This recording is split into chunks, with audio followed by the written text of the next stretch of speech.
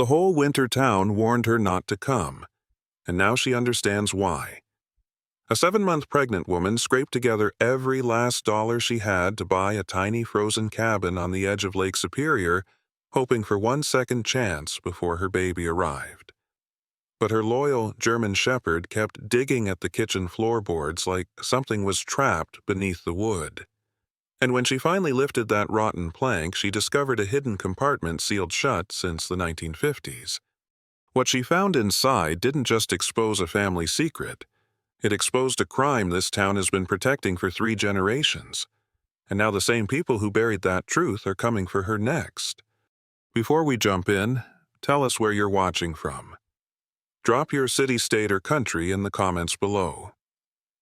Winter slammed the shore of Lake Superior with a force that felt almost biblical, and the wind outside hissed like ancient teeth grinding over ice.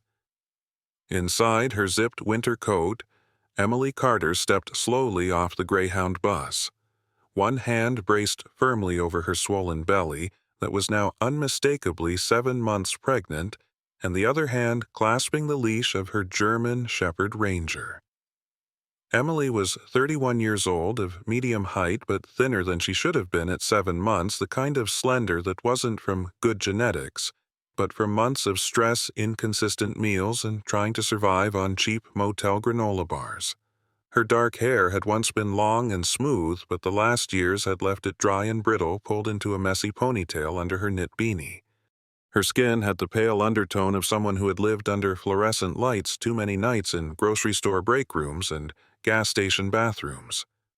Her brown eyes, once bright and laughing, had a soft, bruised look now.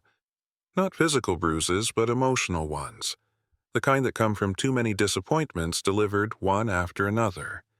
She had left Minneapolis behind, left the city full of rent notices overdue, doctor bills, a dead-end receptionist job, and the father of her unborn child who had simply decided one day that he no longer wanted to be responsible, disappearing as if he had never existed at all. Emily had not heard from him since. Ranger, her German Shepherd, was 7 years old, large and sturdy, with black and tan fur that gleamed even in bad weather. His ears always stood tall, always scanning the world, always assessing threats with serious brown eyes. Ranger had started life as a search and rescue trainee dog for a small volunteer crew in central Minnesota, but after failing the final certification due to stubborn independence and refusing to obey a second handler, he didn't trust he had been given up. Emily's cousin had taken him briefly, then passed him to Emily when she realized Emily was falling apart and needed someone to protect her. Ranger had become Emily's silent guardian, never leaving her side since. That morning, as they arrived at the frozen harbor of Duluth, Minnesota, the wind felt like knives slicing across exposed cheeks. Emily's breath puffed white as she looked at the small cabin she had inherited from her grandmother, Margaret Thompson. A grandmother who died 2 months ago. A grandmother she barely knew and only met twice as a child. The cabin stood near the lighthouse, its wood darkened with age, roof bowed like a tired old mare. On the porch hung an old brass bell that jingled in the wind like a chime of spirits whispering warning, or welcome. Emily couldn't tell which. She felt a strange tug in her chest, something ancient and familiar, as if she had been here before in a dream. Ranger pulled at the leash, eager and tense, sniffing the air with his tail stiff. Emily crouched slowly and painfully to tie the scarf tighter around her neck, and there, half buried in the snow on the porch, was a small rusted key attached to a tag. On the tag, barely legible ink, "Trust your path." Emily looked around, stunned.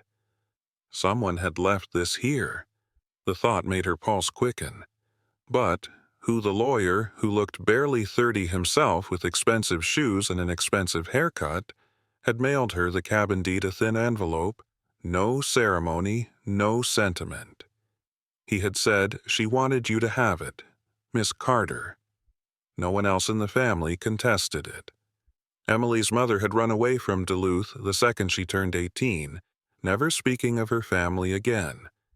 Emily didn't even know she had a grandmother here until she received the envelope.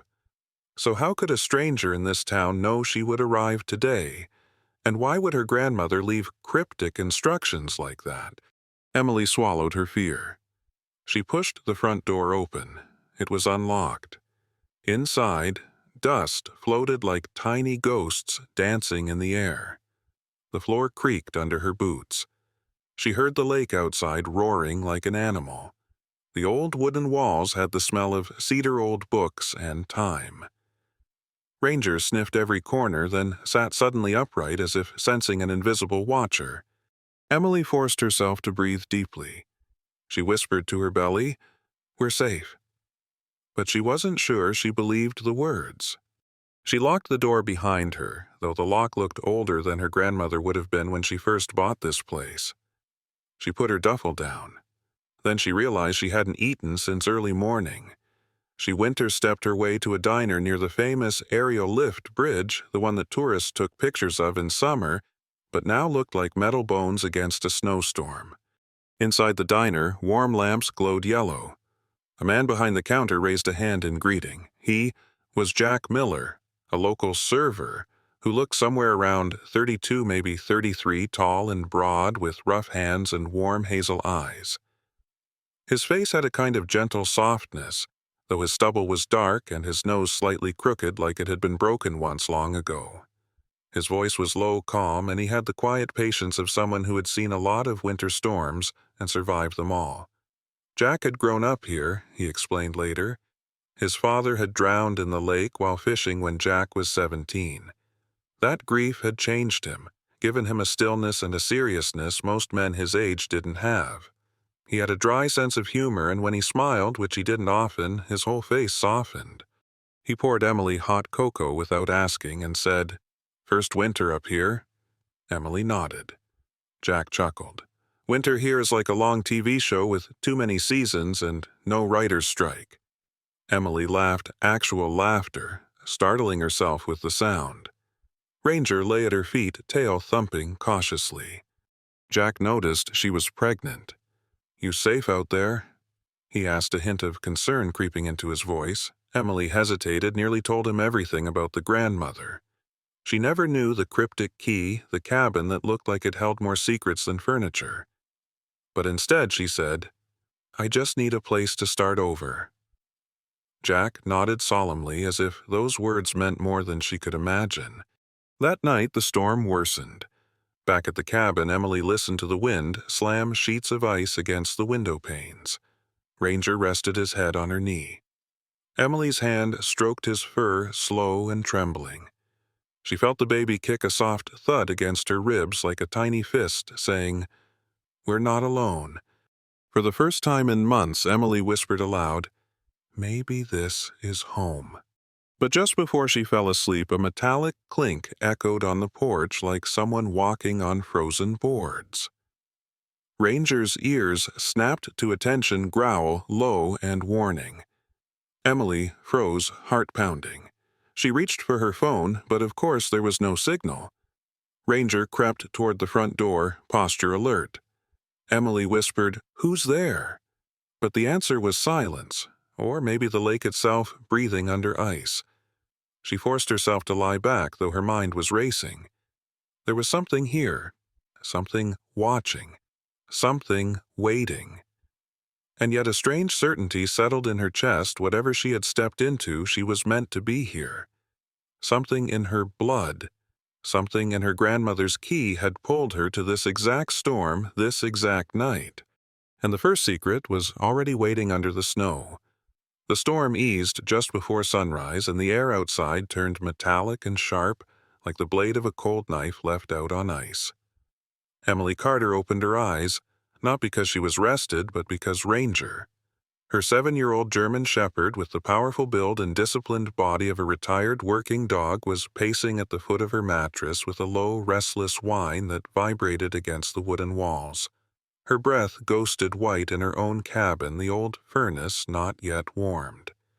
She whispered, "Okay, okay," and pushed herself to sit up, one hand holding under her ribs as if steadying her child from the inside. And then Ranger did something he had not done the entire time he had known her. He started scratching at the woven rug in the middle of the cabin, not frantic but slow, deliberate, methodical, paw by paw, as if he had a memory older than his own bones and was following instructions written in the marrow of his blood. Emily's heart tightened. Her grandmother's letter last night. That key left in snow. It had all felt absurd and surreal, but now watching Ranger, it felt like someone long gone was calling through time. She dragged the rug aside, heavy and dusty, and beneath the floorboards she saw that one particular plank was looser than the rest, just barely bowed inwards, like someone once pried it up and then pressed it back down. She swallowed hard. She pushed her fingers under the wood pried upward, and the board lifted with a protesting creak. Under it was a hidden compartment. Inside was a sealed envelope, paper, yellowed edges soft from age, and a folded piece of paper with a crude, hand-drawn map. The envelope had her name in her grandmother's handwriting. Margaret Thompson. Emily saw her face suddenly, the face of a woman with stern gray eyes and hair pinned in tight silver braids from a single photograph Emily had once seen as a child. Margaret had looked small, but her eyes had looked unbreakable. Emily had never known her personally, and she realized just then regret can be born late and still ache like something fundamental inside you. She opened the envelope slowly, careful not to tear the fragile paper. Inside, one line in ink.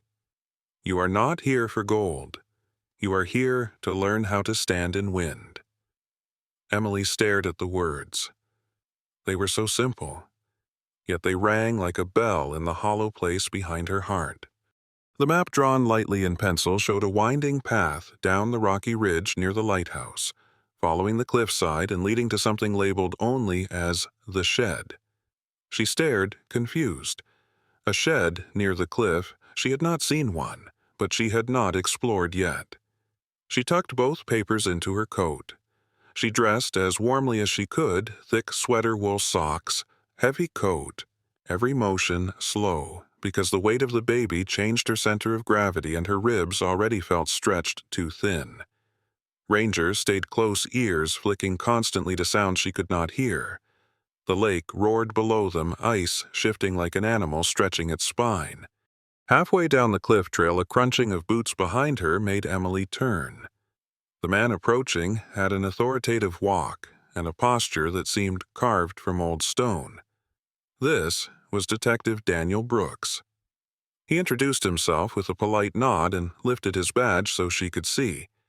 He looked about 48 or maybe 50 tall, narrow shoulders, but solid with dark skin and the kind of deeply lined face that looked carved by too many winters and too many midnight crime scenes. His beard was trimmed close, peppered with gray, his eyebrows thick, his eyes dark and relentlessly observant, with the guarded weariness of a man who had seen too much pain in other people and survived by building a careful emotional wall. Daniel Brooks had been a local officer for 23 years, he said, and recently promoted to detective after solving a cold case involving missing fishing equipment and an illegal smuggling ring through the harbor. That case had changed him. He now trusted almost no information at first glance, and he had become quiet, distrustful of easy assumptions, suspicious of coin flips of fate. "We've had a string of thefts near this side of the lake," he said. His voice was deep, but not unkind. "You shouldn't be walking alone out here, especially in that condition." His eyes flicked meaningfully toward her belly. Emily nodded, nervous but steady. "I'm not alone," she said, motioning to Ranger. Ranger responded with a low protective rumble, positioning himself slightly between Emily and the detective. Daniel Brooks eyed the dog with respect. Not fear, he had the calm demeanor of someone who understood working animals. Emily tried not to say too much. She only said she was exploring land that legally belonged to her. Daniel raised a brow at that, but said nothing. At least nothing direct. But he added gently, "If you see anything strange, any signs of break-ins to old structures, let me know." He gave her his card. The card smelled faintly of tobacco and cedar, and his handwriting scribbled on the back read, "Call any time, day or night." He left boots crunching through snow until his silhouette disappeared into white. Emily breathed out slowly and kept walking, stepping carefully on the icy path while Ranger led. At the bend of the cliffside hidden behind frostbitten pine trees was an old, weather-beaten shed. The roof sagged. The wood was sun-bleached gray, nearly silver. Emily approached, her heart pounding too loud. She knew this was what the hand-drawn map had promised. Ranger sniffed the ground, then suddenly growled low, not aggressive but warning. Emily froze. There were boot prints in the snow, faint, like someone had rubbed them with a glove to hide direction. Someone else had been here recently. She opened the shed door slowly. Inside was darkness, damp air, the scent of rust and neglect, old engine oil and mold. But on the ground near a broken crate was a small metal tin, thin, rusted, dented on one side. Emily lifted it. Her hands shook. Inside the tin were several Polaroid photographs, old and faded, but still clear enough to see faces. And there, her breath caught there, was her mother, Claudia Carter, at about 20 years old, smiling awkwardly at the camera, standing right in front of this same cabin in Duluth, her long black hair blowing wild across her face. But next to Claudia in the photograph stood a German shepherd. Not Ranger, but one that looked astonishingly similar to Ranger, same black and tan fur, same strong chest, same intelligent gaze. Emily sat on a broken crate, stunned. Her mother had stood in this same place. She had known this land. She had walked these same snowpaths. Why had she never said anything? Why had she run? She felt suddenly not alone, not only in the physical sense, but as if she were surrounded by invisible family threads. Threads she could not see but could feel brushing against her like strands of memory drifting back toward her from another time. Ranger nuzzled her knee, sensing her trembling. Emily let the photograph slip back into the tin and closed it carefully. As she made her way back toward the cabin, the snow became thick again, falling in heavy flakes that stuck to Ranger's fur. Emily was dizzy with the sudden weight of history. Her grandmother's message echoed in her mind. "You are not here for gold. You are here to learn how to stand in wind." She suddenly understood maybe this wasn't about money. Maybe this was a test of spine, of moral courage, of refusing to break when the world tried to bend her. Her baby kicked, as if agreeing. That night, as Emily lay under her thin blankets inside the cabin and Ranger curled at her feet, she realized that family was not just DNA or bloodline or inheritance on a deed. It was continuity, a line stretching from her grandmother to her mother to herself. And Ranger somehow was part of that line, or the echo of it. Snow tapped the window like fingertips. Emily placed both hands over her belly and whispered, "We're going to find out why." Ranger lifted his head, ears pricked as if he understood every syllable. In that moment, Emily understood something deeper. She did not just inherit a cabin. She inherited unfinished business. And whatever waited beyond that map and those photographs, it would not remain buried much longer. The sun was thin and distant the next morning, barely more than a pale coin floating behind a sheet of white cloud, and the lake cracked loudly in the distance like a giant beast shifting in sleep beneath the frozen skin of winter. Emily Carter stepped outside her cabin, both hands on her lower back, trying to stretch muscles that were aching under the weight of 7 months of pregnancy. Her breath puffed out harsh clouds of vapor as she tried to focus on the calm surface of the day instead of the heavy unease that had settled into her chest after finding that map and those photographs.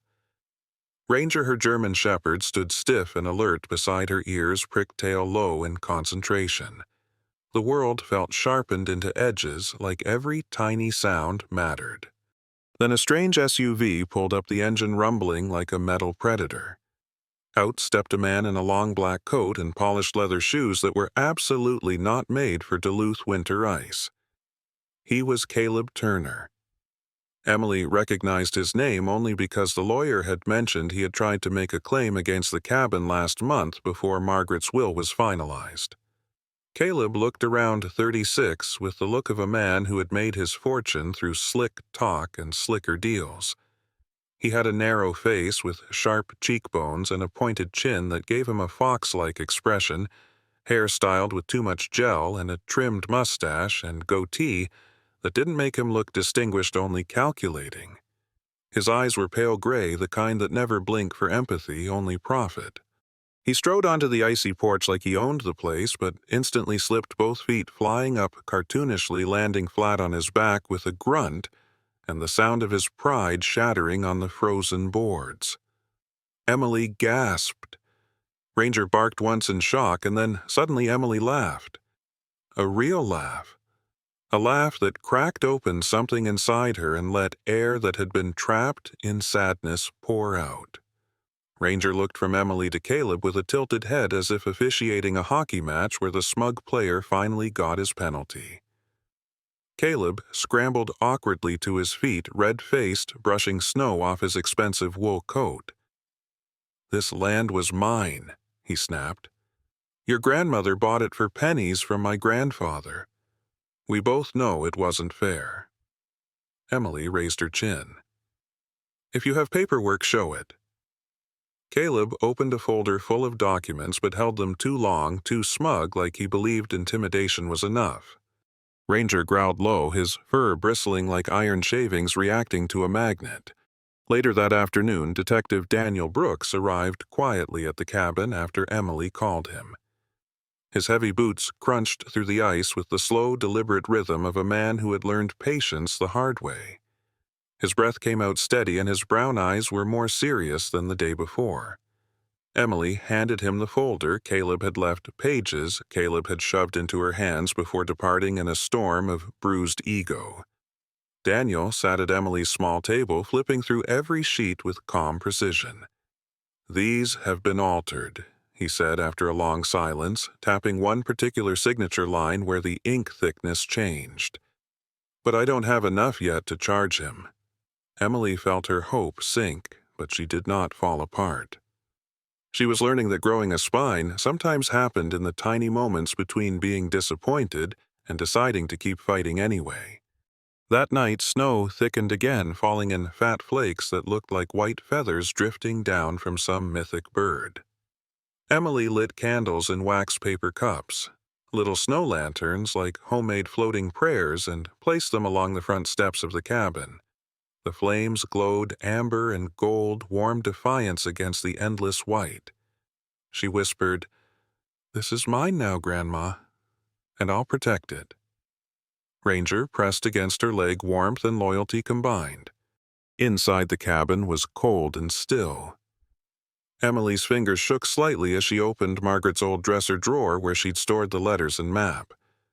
She found another folded page buried beneath a stack of receipts and expired coupons. The ink handwriting again was Margaret's, elegant but shaky with age. It read, "Love is the courage to choose truth, even when it costs you."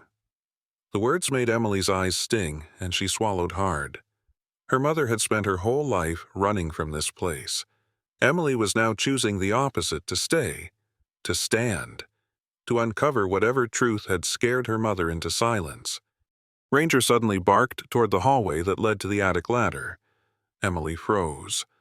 Ranger walked to the attic stairs and looked back at Emily as if demanding she follow. Slowly, carefully, Emily climbed the creaking wooden steps into the attic. The air was dusty and cold. She flicked on the flashlight from her phone. The beam landed on a crate filled with notebooks, all leather-bound, aged spines cracked from use. She lifted one, opened it, and her breath caught when she read the first page. It was a ledger, a list handwritten. Names, dates, notes. All notes written by Margaret Thompson. But these were not family recipes or grocery lists. These were the names of people Margaret had helped survive the winters of Duluth, women who escaped abuse mothers with children sleeping in cars, homeless veterans who had returned from war broken and invisible to the world, and strangers who had come to the door hungry, sick, freezing. Margaret had been the quiet guardian of the forgotten. This cabin, this small piece of frozen wood on the edge of a violent lake, had been a refuge, a sanctuary. Emily sat there, her hand pressing her belly, imagining her grandmother making soup in the middle of the night for strangers who knocked at the door. She imagined Ranger's ancestor, another German shepherd guarding those who needed it most. And Emily suddenly realized that this cabin wasn't meant to be inherited like jewelry. It was meant to be continued, the mission passed through blood and bone and history. Through the window, she saw the flicker of her snow lanterns outside, glowing in the dark, and she felt a warmth in her chest that had nothing to do with temperature. She was not just surviving. She was becoming part of something ancient, greater. Bigger than the pain of abandonment, bigger than the cold. Emily closed the ledger carefully and returned it to the box. Downstairs, she blew out the candles and listened to Ranger breathing at her feet. She whispered to her unborn baby, "We are not alone anymore." And in that whisper there was both laughter and trembling. The laughter of seeing Caleb slip on ice and the trembling of feeling the oldest wounds in her family crack open just enough to show the light. She now knew someone in this town did not want the truth to survive, and she would soon learn why. The storm did not arrive like a whisper. It arrived like a war drum. By late afternoon, the sky over Lake Superior went black as wet ink poured across a page, and the wind shoved against the cabin walls as if it wanted to peel them off like bark. Snow didn't fall in flakes anymore. It hurled sideways in hard pellets, stinging Emily Carter's cheeks as she stood at the window, one hand on her lower belly, the other pressed against the old glass pane that rattled under each blast of wind. The lake roared back like something alive, waves smashing against the rocks with a rage only this great lake could invent. She could feel the weight of the child low inside her body like an anchor keeping her on her feet when fear might have buckled her knees. Ranger, her German shepherd, 7 years old, powerful, upright, every muscle of his athletic frame tuned like a violin string, paced between the door and the window, hackles raised growl deep in his chest. He wasn't reacting to the wind. He was reacting to something else, something intruding through the storm. Emily grabbed her coat and pulled it around her swollen body breath already uneven. She looked down at Ranger. What she whispered. There was no hesitation. Ranger darted toward the back door and clawed at it, then barked once, sharp, urgent a command. Emily unlocked the latch and followed him out into the blizzard. The world outside was a white blur, but she recognized a shape near the cliff trail. The shed. Something was happening at the shed. She stumbled through knee-deep snow, one hand bracing her belly each time she slipped. Ranger stayed close, circling her, pushing against her leg when the wind shoved too hard. As they reached the shed, Emily's heart slammed hard. There were voices inside, raised voices, angry and frantic. She recognized Caleb Turner's sharp, arrogant tone, and another man, deeper voice, uncertain, probably younger, maybe early 30s. She pushed open the shed door, wind slamming it against the wall behind her. Caleb spun, his pale gray eyes flashing with shock and irritation. He wore a different coat today, a thick black parka, but he still looked out of place like a city man playing in a world too wild for him. The man with him was heavier set, thick neck, clean-shaven, with sandy blonde hair shaved close on the sides. His eyes were blue, but darted nervously like a dog who had learned the world was dangerous. His name, she would learn later, was Owen Briggs, a local handyman Caleb had hired once to fix a dock and now used for dirtier errands. Owen was 32, and known around town as someone who always said yes to the wrong people because he desperately wanted to be liked. His father had been an alcoholic who mocked his son's softness. Owen had spent his whole life trying to prove he wasn't weak, and that desperation made him easy to manipulate. Caleb snapped, "You don't belong here." But Emily stepped forward anyway, spine straight, belly prominent, Ranger at her side like a personal soldier. She felt the absurd urge to laugh at the sheer cinematic ridiculousness of this moment. This is my property," she said, voice steady despite fear swirling under her ribs. "You are trespassing," Caleb sneered. "Your grandmother bought this land fraudulently. Everyone here knows it." Emily looked him dead in the eyes. "Detective Brooks saw your papers. They're altered." Caleb's face flickered a tiny crack in his confidence. There was a scraping sound deeper in the shed. Owen had pried open a loose panel in the wall. Behind it was a small storage room Emily never knew existed. Ranger bolted forward, barking sharply. Owen leapt backward, startled.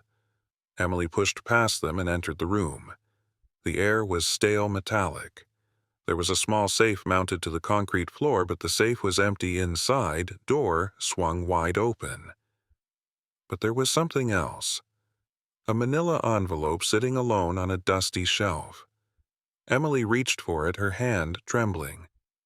Ranger whined softly, nudged her elbow as if telling her, "Yes, this is what you came for." Inside the envelope was a single document. A title page from the county office, a deed transfer. The cabin and its surrounding acreage were legally deeded to Emily Carter. The seal was official. The signature was her grandmother's. And below, in Margaret Thompson's elegant handwriting, one single sentence: "If someone arrives to reclaim what was never theirs, show them the truth." Emily turned slowly toward Caleb.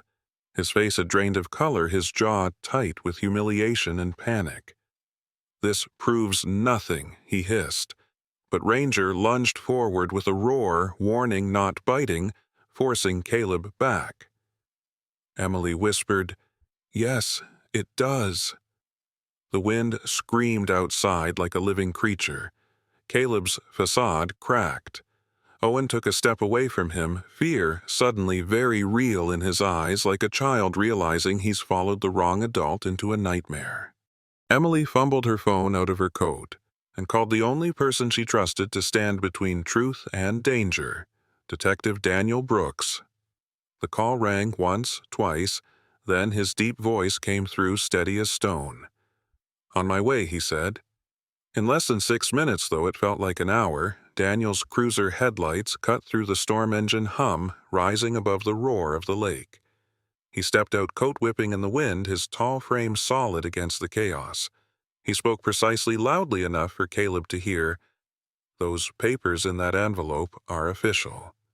Caleb, you forged the deed your grandfather forced Margaret to sign decades ago, then tried to use those forged copies to steal the property back." Caleb's mouth tightened like a trap. "You can't prove." Daniel held up a digital recorder. "Already did." Owen stumbled away from Caleb, shaking his head, face wounded. "You said it was yours. You said this was yours."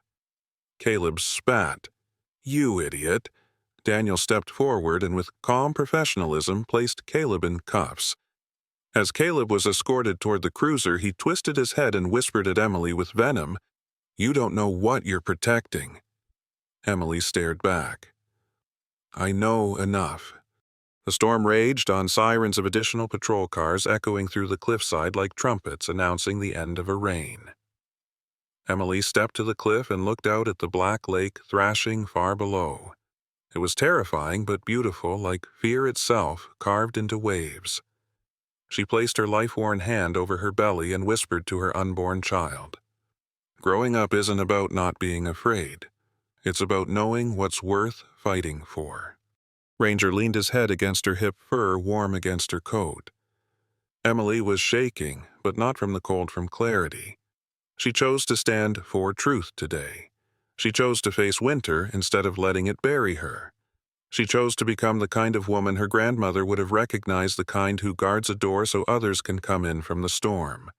The arrest of Caleb Turner did not make the storm stop immediately, but it made something old loosen inside the atmosphere of this small edge of Duluth, as though a tight cord that had been pulled for decades finally snapped.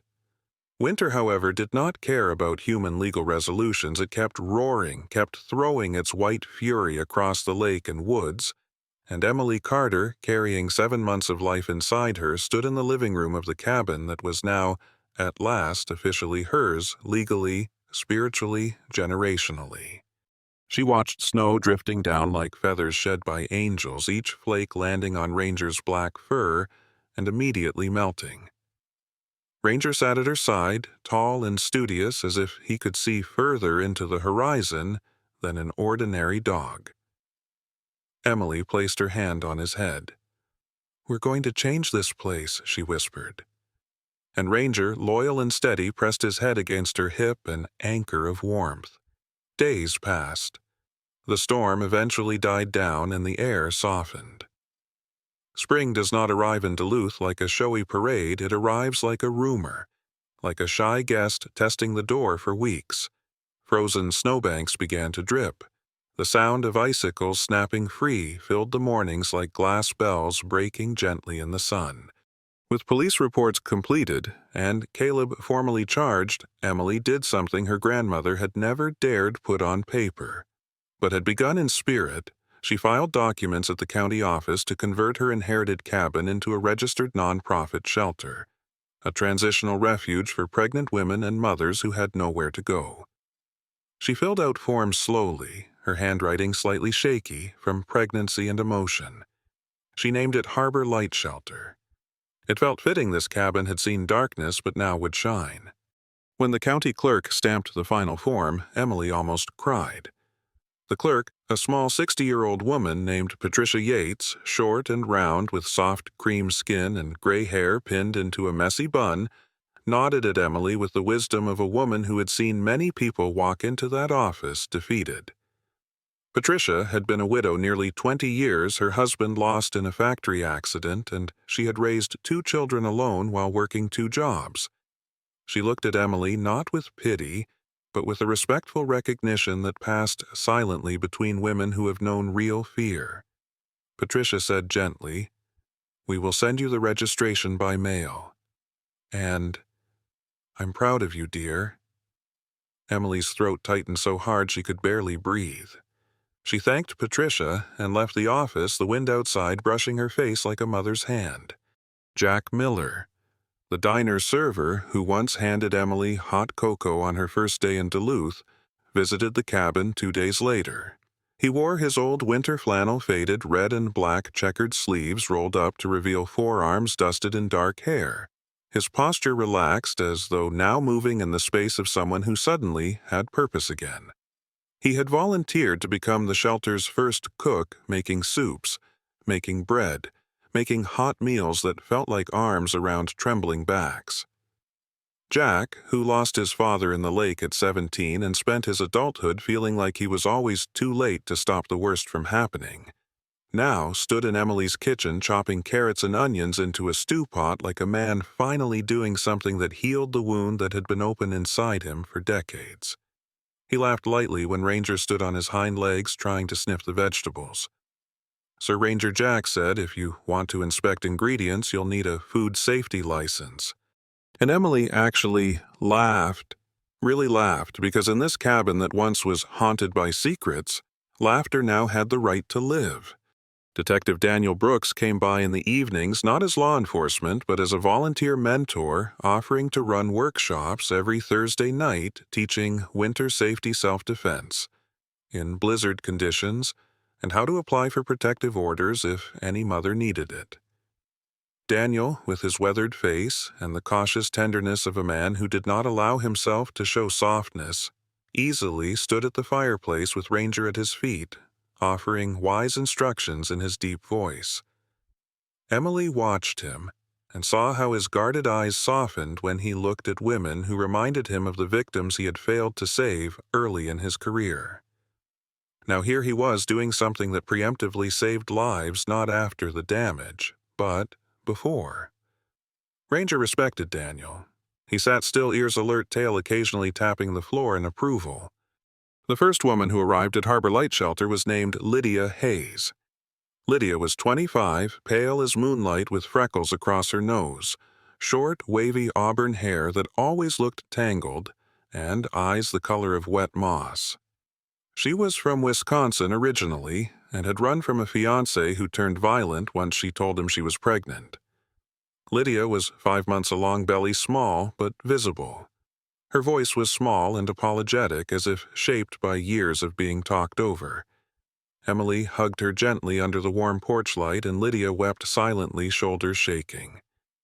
Emily whispered, "You're safe now." Ranger sniffed Lydia's hand, then licked it once, an oath of protection. Lydia smiled through tears. And just like that, Harbor Light Shelter came alive in its purpose. Nights grew quieter. Spring tried to bloom through the icy ground. Emily sometimes sat on the porch at dusk, hand on her belly, watching the lake shimmer like a giant mirror of obsidian. She thought about her grandmother Margaret and realized Margaret had lived her life quietly saving people and never asked the world to congratulate her.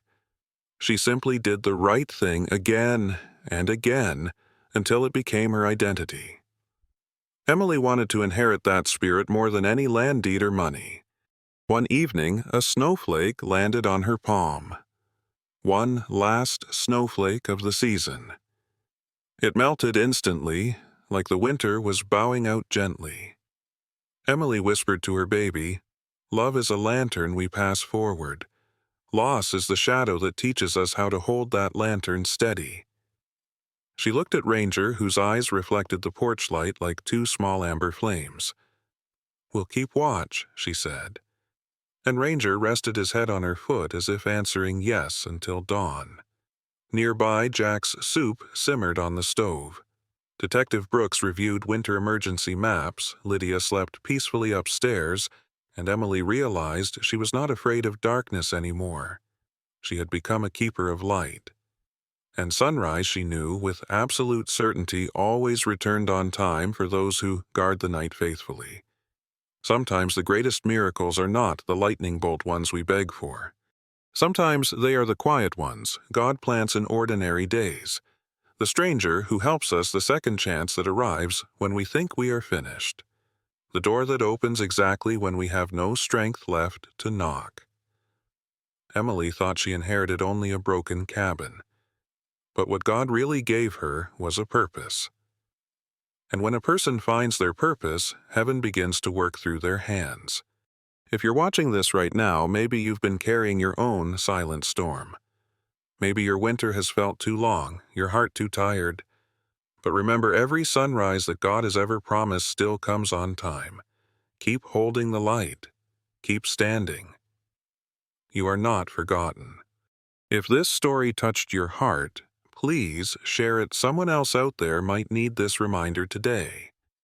Leave a comment and tell us what part spoke the loudest to you and if you believe that God still works in quiet miracles. And don't forget to subscribe to this channel. May every story here be a small lantern that helps guide your steps. May God bless you, and may He bless every person who watches this video.